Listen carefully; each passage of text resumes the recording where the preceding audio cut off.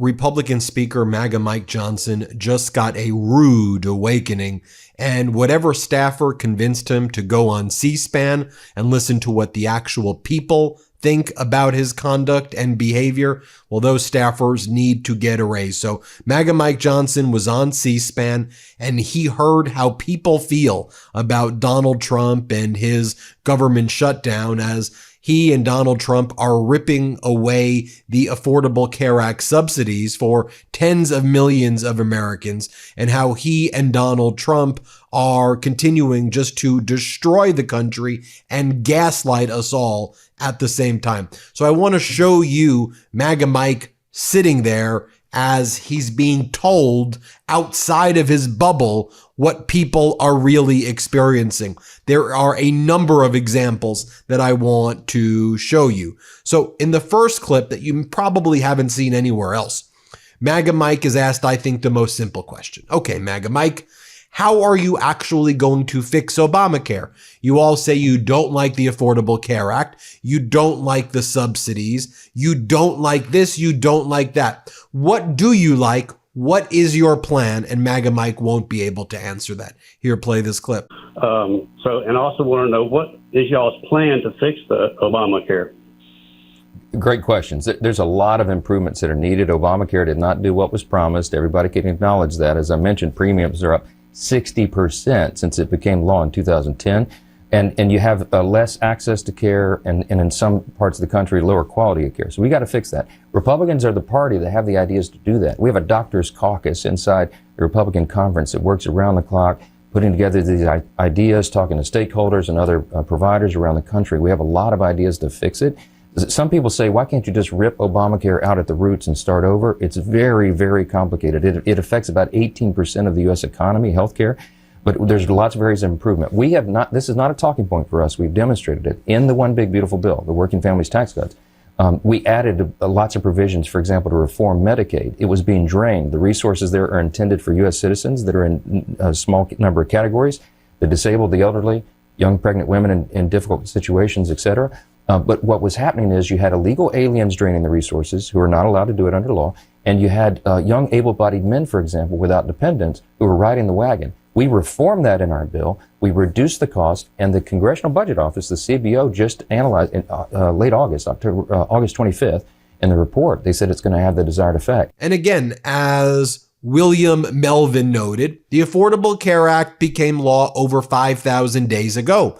Since that time, Donald Trump has not put forward a plan. Instead, Donald Trump and MAGA Mike talk about lowering prescription drug prices by 1,600%, which is not a real number. Next up, MAGA Mike Johnson hears from another C-SPAN caller, and the caller says, you know, you're out there saying that people are smiling as troops are heading into the cities, blue states, blue cities. People aren't smiling. What are you talking about? What a dystopian and idiotic thing to even say.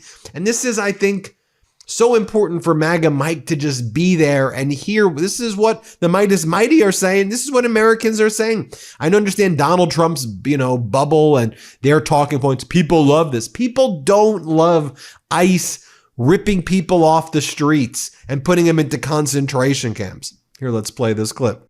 Hi. I just want to start by saying, hearing you say that everyone is smiling in the cities where troops, our National Guard, has been rolled into, feels dystopian and insane to hear you say that, watching the response to this. But that's not actually my question. My question, I just needed to say that while hearing you talk about this. My question is, if Republicans and Democrats can agree to a one-year extension to the ACA subsidies, removing this sort of talking point of illegal immigrants draining our resources, as you sit here and lie about this, would you support that bill and bring it to a vote on the House floor? This is a big question that I have for you. Thank you. Yeah, well, not lying. I'm telling you the truth, and you can go look at all the documents yourself. Don't look at Republican paperwork. Look at the congressional. Next up, you have MAGA Mike saying, he's asked, you may have heard this one before, but the caller, very powerful, left me almost in tears, where the caller says, I'm a Republican, and what y'all are doing with healthcare and also with veterans and with just people in general? Like, y'all are torturing us. Stop it. Cut it out. What are you going to do for us? Listen to this caller. Let's play it. Hi, Mr. Johnson. So my question or comments are related to what you said yesterday about not being open to pass any legislation to ensure that military gets paid. I'm sure you can tell by my voice I'm very shaky. Just want you to hear a little bit about my family. I have 2 medically fragile children. I have a husband who actively serves this country. He suffers from PTSD from his 2 tours in Afghanistan.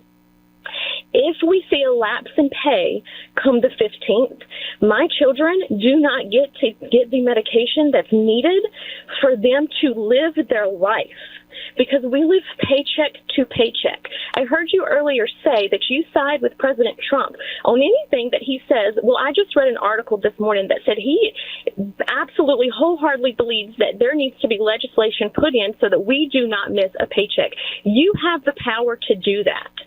And as a Republican, I'm very disappointed in my party, and I'm very disappointed in you, because you do have the power to call the House back. You did that, or you refused to do that just for a show. I'm begging you to pass this legislation. My kids could die. We don't have the credit because of the medical bills that I have to pay regularly.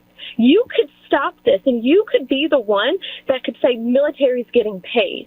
And I think that it is awful, and the audacity of someone who makes 6 figures a year to do this to military families is insane. All right, Samantha. Samantha, I'm so sorry to hear about your situation. The reason I've been so angry this week, and they've been calling me out on media, Johnson's angry. I am angry because of situations just like yours. And then next, a C-SPAN caller says to MAGA Mike Johnson, all right, well, we're hearing you all are doing peace in Gaza. Well, who knows what whether with what you're telling us is true to begin with, but when are you going to care about America? When are you going to care about what's going on here, where you're sending troops against American citizens and against people living in America? When are you going to care? Isn't that what you meant by America first? Or America first means bail out Argentina and always help Israel over focusing on America? What is your plan? You're going to play this clip. Hi. I just want to start by saying, hearing you say that everyone is smiling in the cities where troops, our National Guard, has been rolled into, feels dystopian and insane to hear you say that, watching the response to this. But that's not actually my question. My question, I just needed to say that while hearing you talk about this. My question is, if Republicans and Democrats can agree to a 1-year extension to the ACA subsidies, removing this sort of talking point of illegal immigrants draining our resources, as you sit here and lie about this, would you support that bill and bring it to a vote on the House floor? This is a big question that I have for you. Thank you. Yeah, well, not lying. I'm telling you the truth, and you can go look at all the documents yourself. Don't look at Republican paperwork. Look at the Congressional Budget Office, who said that we had at least 1.4 million illegal aliens draining the resources from Medicaid, which is why you put their forms into law and got it signed July 4th. Chuck Schumer and Hakeem Jeffries' counterproposal for the CR. And then this next caller goes, MAGA Mike, have you ever voted against anything that Donald Trump supported? Have you ever taken your own opinion on any issue at all? And MAGA Mike's like, no, why would I ever do that? Here, play this clip. Yes, good morning. Just wanted to ask the speaker a couple of questions. Have you ever voted against anything that Trump set forth as far as policy? That's one question. The other is, what is going on with the swearing in of the congresswoman who will make the 218 vote? I noticed that you were speaking in the hall yesterday with someone regarding the idea that, maybe she would make the 218th vote that would open up the vote for the Epstein files to be released. This is not something that we are going to forget about. This is serious business. The other thing is that Trump is a dictator. So it doesn't matter what Johnson does or what the guy over in the Senate does. All the things that have to happen is if Trump says open the government, it will be open tomorrow. We have to understand that. And they keep talking about we're putting names out there about Trump being the dictator and this and that. You just called, and he continues to call. All right, Alexander. And he's talking about Representative Adelita Grijalva being not being sworn in. Yeah, Alexander gave me a lot to answer there. Let me go real quickly. I typically vote with President Trump. I do because that's my party, and I lead my party in the House, and our agenda is working for the American people. You can make an argument. We had the most productive, successful opening of a Congress and administration in history. The One Big Beautiful Bill was a massive achievement for the American. So now I want to bring in New Jersey Senator Andy Kim. Senator Kim, it's great to see you. You know, you see those clips right there, and the American people understand what's going on with this government shutdown. They recognize that Donald Trump and the MAGA Republicans control all branches of government. They recognize that they have no plan when it comes to healthcare. They recognize how important it is to protect Americans' health or to extend the Affordable Care Act subsidies and all of these lies that usually have worked before for Donald Trump and the MAGA Republicans, blaming immigrants or transgender people or whatever. It's not working this time. What do you make of this moment, Senator? Well, right now there's a giant spotlight on the Republicans and how they govern. And what we realize and what the American people see is that they don't govern, that they are, as the caller said to Speaker Johnson. I mean, this was a woman who's a Republican, but said like she knows that Speaker Johnson is giving House Republicans a paid vacation right now while she and her family are struggling to make ends meet, worried about getting their next paycheck. And they find it offensive because it is. I mean, they are pissed off, rightfully so, because Speaker Johnson is having, honestly, it's dereliction of duty, in my opinion. That fact that he is putting his own job ahead of the job of hundreds of thousands of federal workers, millions of our troops and others. He's just only trying to protect his own speakership, his own job, and the people can't stand that. And the other thing that I'll just share is that in New Jersey, for instance, what I keep hearing from people there is there are a lot of people, including a lot of Republicans, that are pissed off at Trump for saying that he's going to withhold funding to our Gateway Tunnel project, something that's supposed to transform our state in terms of the ability for hundreds of thousands to be able to commute into New York City, to be able to revitalize our economy. And the fact that Trump is taking these mob boss tactics to punish the American people for political retribution, people find that disgusting. And during that bizarre cabinet meeting he held on Thursday, it was just very strange yet again, where he seemed to enjoy saying that he was going after Democrat programs. He's like I'm coming. He literally said, "I'm coming after the Democrat programs. This is what you did. This is an opportunity for me." Yeah. And these are programs that are not Democrat programs. These are American programs. I mean, Republicans live in New Jersey also, and they use tunnels and they want less traffic and they work in the city. And it's a very strange concept to hear a president of the United States behave like this. But it seems the shutdown is showing a spotlight like we've never seen before. Yeah, that's right. And look, one of those Republicans that lives in New Jersey happens to be Secretary Duffy, Transportation Secretary. And in his confirmation hearing, the first question I asked him is the Gateway Tunnel project of national importance? And he said, yes, absolutely. This is important for our nation's economy. That if the train line on the Northeast Corridor breaks down because of a problem with the tunnel, that's going to cause huge economic repercussion to our entire nation. So the fact that they are willing to do national harm to us, to our country, because again, he's got a gripe with Chuck Schumer, Hakeem Jeffries, with me and Cory Booker, we get it. But again, the American people can't stand that. And it's just just a self-inflicted wound. It's just self-sabotage, honestly. It seemed that their only idea was let's own the libs, let's mock liberal people, and let's destroy them.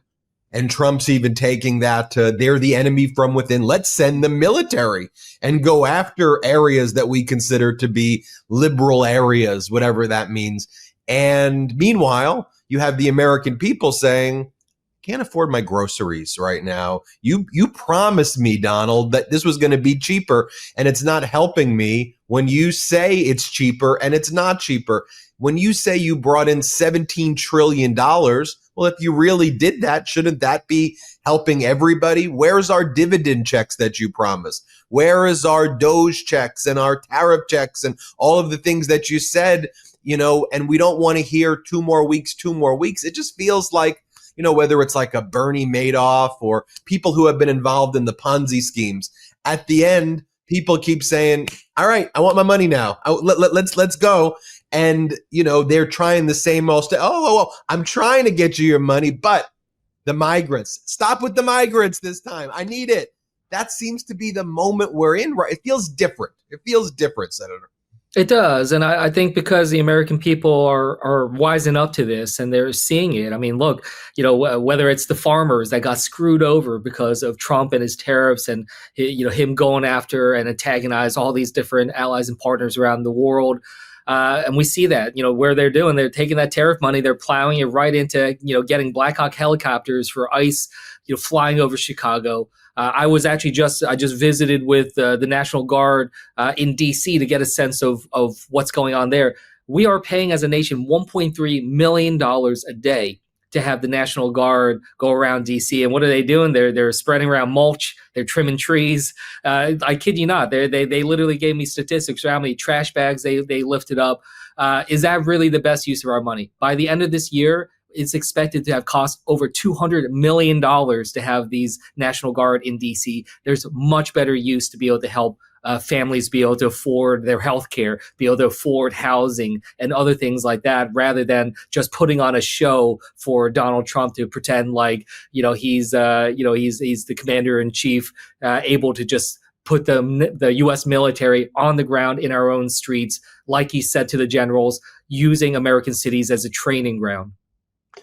Also just like weird moments where I'm watching him and I know he doesn't make sense, but like I'm watching him and I'm thinking to myself, like just in general, like what the hell is this guy even talking? What's he legitimately even like? So what's coming out of his mouth?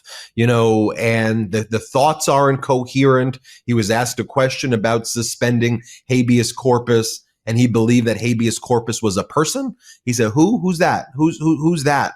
And how long, when I spoke to Senator Gallego, he was like, even when Donald Trump's here in DC, this is what Gallego said to me.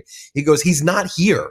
Like, and it just is, he says something and then the Republicans then he says another thing. It's just a mess. It's not leadership. And the American people see it, even if corporate news doesn't want to talk about it. What do you make of that? Yeah, look, what I can tell you from my vantage point, seeing how this is unfolded, there are 2 people running this government, which is Russell Vought, the OMB director, who's pushing his dangerous agenda, all over, creating so much of the mass firings and the destruction of our government, as well as Stephen Miller, who needs no introduction because of just the sheer amount of danger that he poses to our nation, pushing such an extreme agenda and is literally running point from his office at the White House in terms of these ICE raids and National Guard efforts.